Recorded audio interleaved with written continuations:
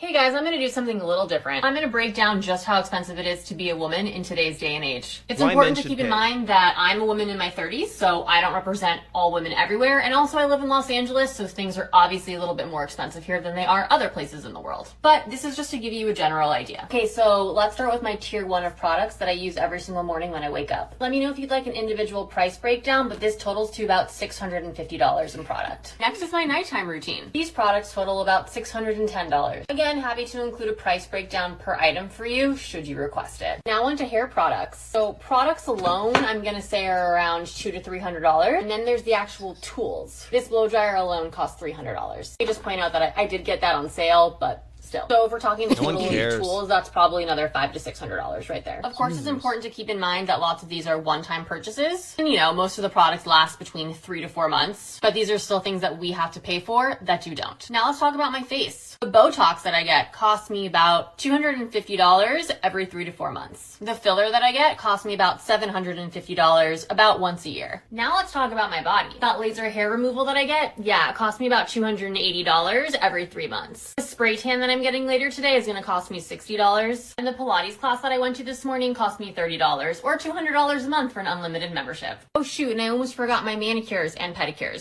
So that's about $100 every 2 weeks. Oh, of course, and then there's makeup. Oh God. Right.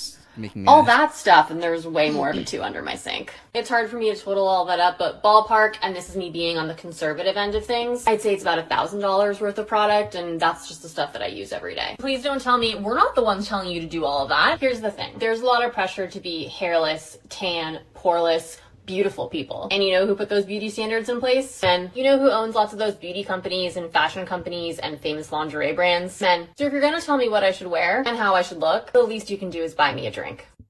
Yeah. Oh my God.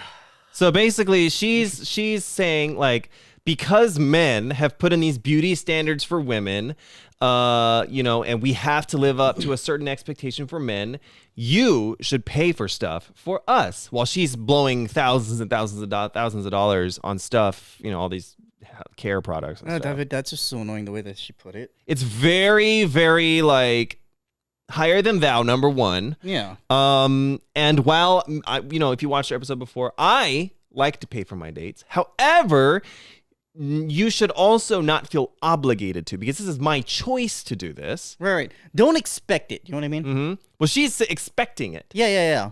Oh my God. First of all, lady, you ain't all that, first of all. And with that mentality, I wouldn't even want to talk to you. Yeah. You know what I mean? I don't think you should feel like you're owed something.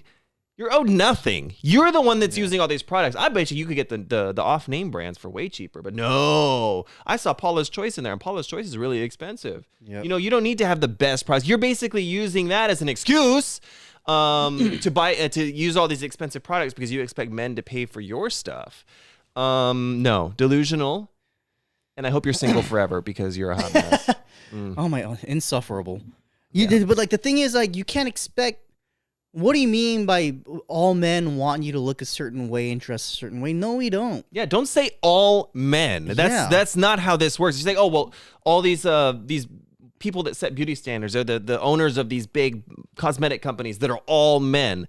No, see, you're lumping all men into a general certain subject. Yeah, like you're putting all men into like a stereotype that they all expect this level of personal care and stuff. No, that's not true. You're trying to live like a celebrity or a TikToker or something like that. The people like that, they're not. They're the 1% of people that treat themselves to this level. Yeah, that's the issue with we always say this. That's the issue with social media, dude. Mm-hmm. It's people like upload these like unrealistic lifestyles and you know what I mean. Like they edit themselves to look like a certain way, and like that's become like the social norm nowadays. That's what's deemed pretty or good looking or whatever, right? It's so annoying. It's not just men that like contributed to that. Women had something to do with it too. It's just the fact that like she's expecting a man to like pay for everything. Yeah, of course, like if you meet a good guy, I'm sure he will be chivalrous and he will pay for most of the things that you guys do, activities and food and stuff like that. But don't expect it and don't be a brat about it. You know what I mean? It's to me, it's the process here. It's like men have created this, which in itself is wrong because you're stereotyping and generalizing men. Okay. Do you have proof that men are the ones that created all these products and all these beauty standards and blah, blah, blah? You know what I mean? And then in that regard, you're using all these products, and then you're taking that and you're using that as leverage to say, you owe me this because, you know, men in society did this. You know what I mean? No, that's not how the world works. I bet you if she just walked out, no makeup, you know, everything, like she's a decent looking person. You know what I mean? Like she's very, you know, I would say she's pretty. Mm-hmm. You have no need to do all that. Yep. You know what I mean? So, very off the cuff and delusional. Yeah. And yeah, I don't know. I feel like we're going to get personality always outweighs. Yeah. It's the personality. It's the gimme. I have a feeling we're going to eat some poo-poo for this. I don't know, but whatever it is.